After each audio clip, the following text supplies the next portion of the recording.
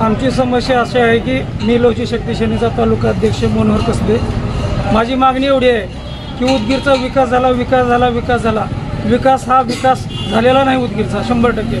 तुम्ही खऱ्या विकासाकडे लक्ष दिलेलं नाही, गोरगरीब जनतेकडे लक्ष दिलेलं नाही। खरा विकास हा दवाखान्याचा विकास आहे। छोटं मोठं ॲक्सिडेंट जर झालं तर लातूरला पडूयात, त्या दवाखान्यात सुविधा नाही तर गोरगरिबाला कसलीही अडचण आली तर लातूरला पाठवलेल्या, तिथं डॉक्टराची व्यवस्था नाही, तिथं डॉक्टर राहत नाही।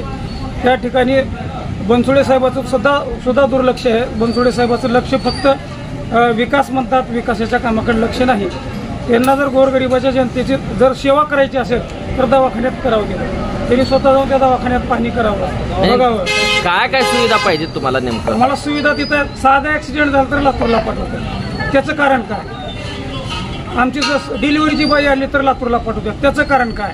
म्हणजे तिथं काय सुविधा आहेत, आम्हाला त्या सुविधा म्हणजे मिळत नाही त्या ठिकाणी। तुम्हाला काय सुविधा पाहिजे?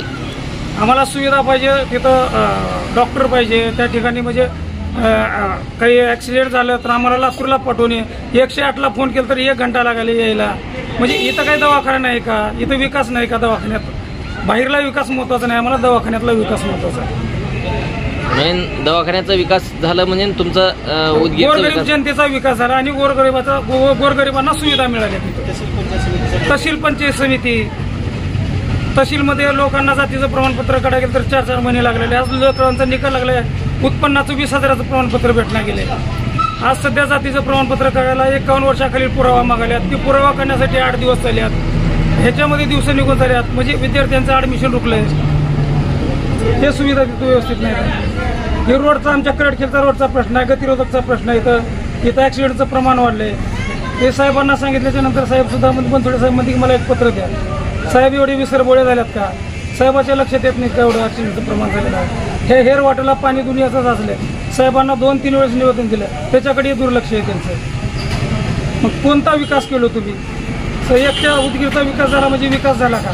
तुम्ही खेड्यापाड्याने लक्ष द्या ना, खेड्यापाड्याच्या समस्या जाणून घ्या।